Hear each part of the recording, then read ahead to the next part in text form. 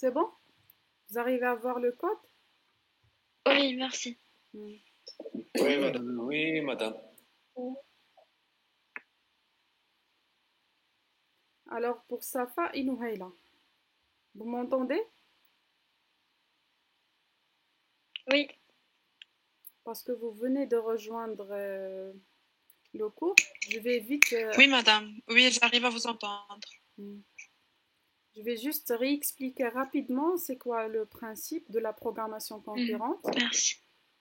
Vous arrivez à voir ce schéma? D'accord. Oui. Vous arrivez à voir ce schéma.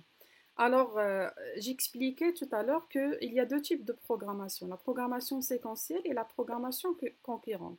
Ce qu'on vient de faire jusqu'à maintenant dans notre cours d'Android, il s'agit bien de la programmation séquentielle. La programmation séquentielle, c'est que le code s'exécute ligne après ligne. Par exemple, ici, le programme principal commence à s'exécuter, mais lorsqu'il trouve une méthode, par exemple T1, il va vers cette méthode, il exécute le code à l'intérieur de cette méthode, il prend le résultat, il revient sur le code principal, et ainsi de suite. Donc, dès qu'il trouve une méthode, il sort vers cette méthode, il exécute les codes, et il revient. Donc, il fait des va-et-vient. Vous voyez? Oui, oui. Donc ici, dans cette méthode, l'ordre est très important. Oui, l'ordre est très important. On fait ligne par ligne. C'est bon? Le code s'exécute ligne après ligne. Mais la programmation concurrente, elle propose une autre solution. Les codes peuvent s'exécuter d'une manière parallèle. Parce qu'on ne peut pas centraliser tout le code dans un seul code et attendre. On peut défragmenter le code en plusieurs processus légers qu'on vient d'appeler. Et on peut exécuter ces méthodes-là d'une manière parallèle. C'est clair? Par exemple, on peut donner l'exemple de Facebook. Pour Facebook, il y a plusieurs traitements et il y a une quantité d'informations très importante.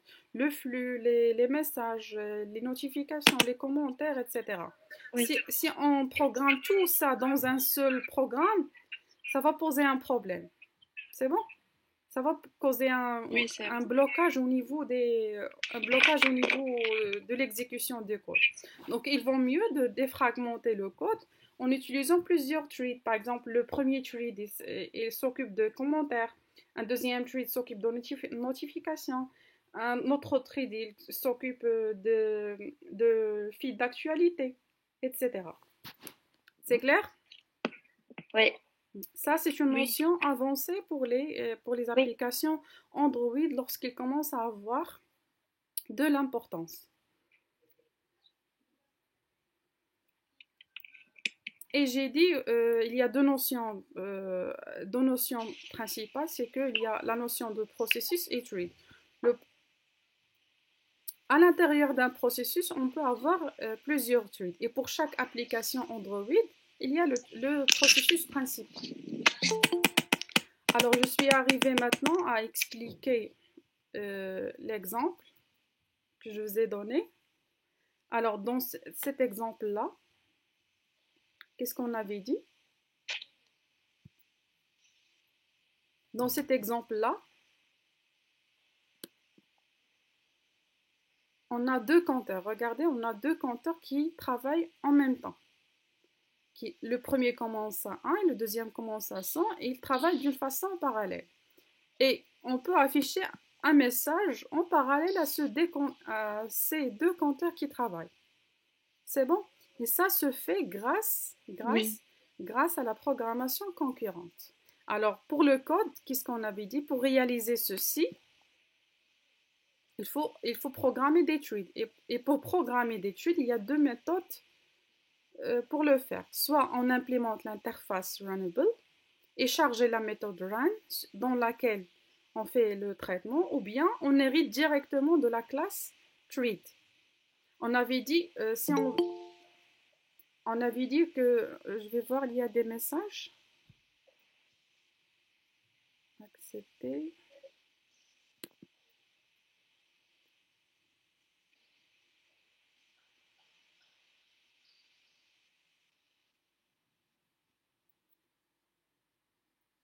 C'est bon? On continue, il y a toujours les retardataires.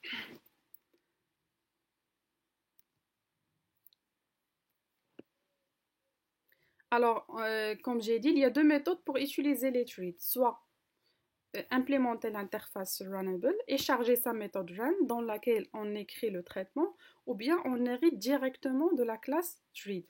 Alors, dans quel cas on implémente l'interface runnable? Par exemple, si on a une classe B qui hérite déjà d'une classe A et on veut réaliser un treat dans la classe B. Donc, puisqu'il hérite déjà de la classe A, on ne peut pas hériter de la classe treat parce qu'il n'y a pas l'héritage multiple. Alors, pour remédier à cette solution, on implémente l'interface runnable. C'est bon? S'il n'y a pas de problème, on peut hériter de la classe treat directement. Alors, pour cet exemple-là du cours, qu'est-ce qu'on a fait? Je vais vous montrer le code. Est-ce que vous arrivez à voir le code maintenant? Oui, madame. Oui, madame. Oui? Oui, madame. Oui. Alors, dans ce code-là, regardez. Alors, qu'est-ce qu'on a fait? Et ici, dans l'application, on a un treat qui commence, qui fait le compte. Et le deuxième treat fait aussi le compte. Mais la différence des deux, le premier commence à 0 et le deuxième commence à 100. Et ces deux compteurs travaillent en parallèle.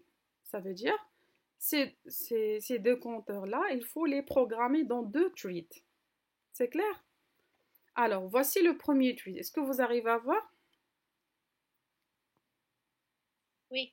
Oui, madame. Alors, voilà. Donc, Oui, je remonte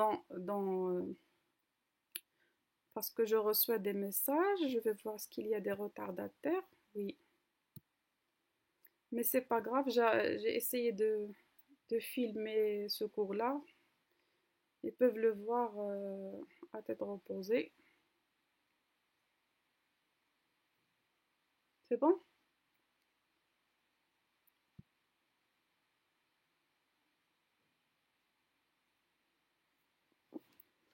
Alors, je reviens vers le code. Alors, vous voyez, ça c'est le code. Si on crée une activité simple et on déclare activité, my activité, on déclare un treat, un premier treat et un deuxième, et on va déclarer un booléen qui s'appelle runner. On va voir c'est quoi l'intérêt de tout ça. Alors, dans on create, qu'est-ce qu'on fait? On fait assigner la valeur, ça veut dire l'activité, cette activité à my activité, parce qu'on aura besoin de cette variable pour l'utiliser à l'intérieur des deux treats. Alors, je vais expliquer. Le premier tweet. Alors, le premier tweet, qu'est-ce qu'il fait? C'est un compteur qui commence à 0. Alors, vous voyez? Vous voyez le code? Oui, madame. Oui. Alors, regardez. Dans ce premier tweet, regardez. On a créé une classe. C'est une classe inner à l'intérieur de la classe main activité. La classe, mon premier tweet, quoi? Il hérite de tweet pour dire qu'il s'agit bien d'un tweet. Après, on déclare une variable x qui démarre de 0. Et bien sûr, puisque c'est un treat, bien sûr, on doit surcharger la méthode run. Regardez. Run, c'est le code qui va exécuter à la période du treat. Il doit s'exécuter à l'intérieur de cette méthode. C'est clair? Alors, au début, le premier traitement qu'on va faire, c'est celui-là. Regardez. C'est un compteur qui commence à 0 et qui s'incrémente. C'est clair? Et ce treat-là, qu'est-ce qu'on dit? Cette expression-là, treat.sleep, 1000, ça veut dire quoi? Ça veut dire ce treat-là qui fait le compte, il doit dormir pendant combien de millisecondes?